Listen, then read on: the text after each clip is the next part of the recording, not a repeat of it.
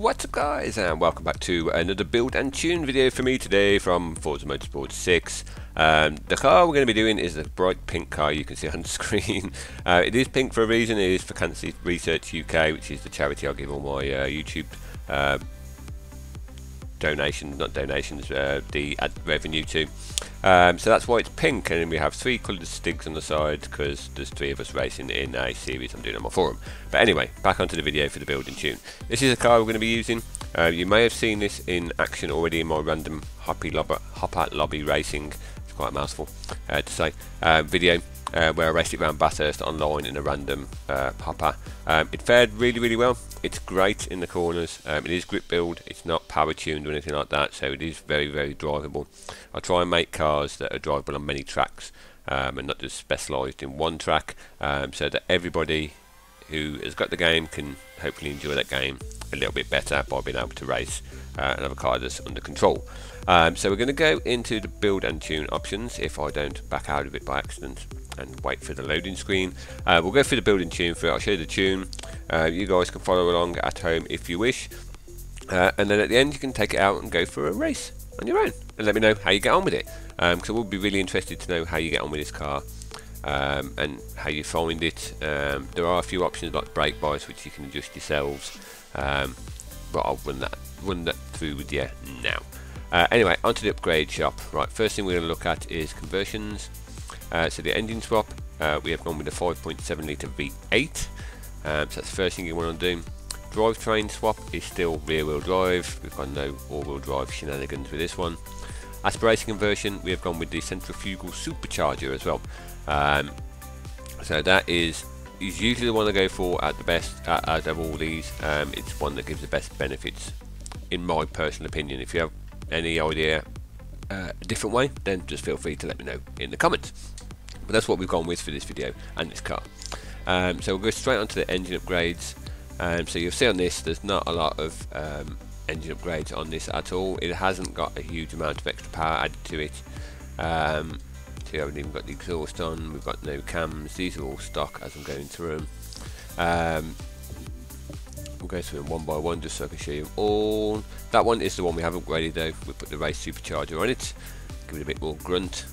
These ones will be stock, never upgrade either of these two because they add more weight than you get benefit for horsepower. And flywheel, that's stock as well. So platform and handling, so I'll go through them now, I won't go through one by one, but brakes are race, so springs and dampers are race, both the anti-roll bars are race. Race weight reduction, and I can't remember about roll cage, but it is race as well. So platform and handling, you want race everything.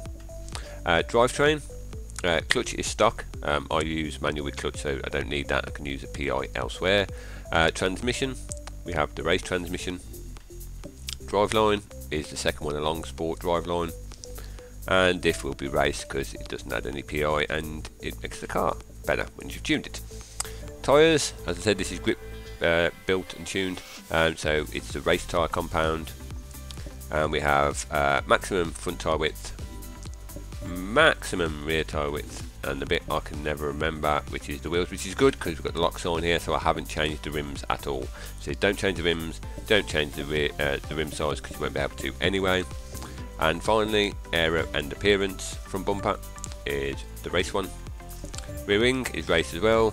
And the bonnet, I haven't done anything with, but if you wanted to add these on, you can't anyway, because it takes us into S701. These sometimes don't add any extra PI when you add them in, but if they do, it usually means you are towards the top of A700, so you won't be able to save £7. So that's what we've gone with. Pretty stock looking car, apart from the pink paint job, obviously. So let's get onto the tune and show you guys that. So the front tyre pressure is 28 and 27.5 on the rear. That's the gear ratio. I'm not going to read them all out. It has, the first gear is really good for getting off the line.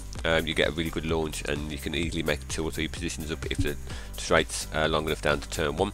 6th gear goes on long enough that you'll never run out of gear anyway. So it's really tuned for 5 gears, but with 6 being there if you need it on the longer straights. Alignment, negative 2.7 and negative 2.1. Front toe is 0.1 and negative 0.02 on the rear. And the caster angle is 6.1. Anti-roll bars 22.96 on the front, 27.31 on the rear. 661.3 for springs on the front and 600.2 on the rear. Ride height is 7.1 front and back. Rebound stiffness is 8.2 and 7.6. Bump is 5.6 and 5. Aero is maxed out front and rear. Brake balance, now this is something you can set up yourselves and however you want it, but this is something I set differently for each car.